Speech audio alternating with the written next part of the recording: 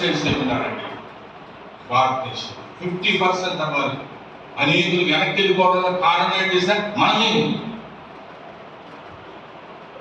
మన జీవిత సాక్ష్యం లేదు కనుక, మన బ్రతుకులు సరిగ్గా లేవు కనుక, మన ప్రవర్తన సరిగ్గా లేదు కనుక, వేష భాషలు ఉన్నాయి, చక్కని మాటలు మాట్లాడుతున్నాం కానీ క్రియలు ఏ మాత్రం సరిగా లేవు.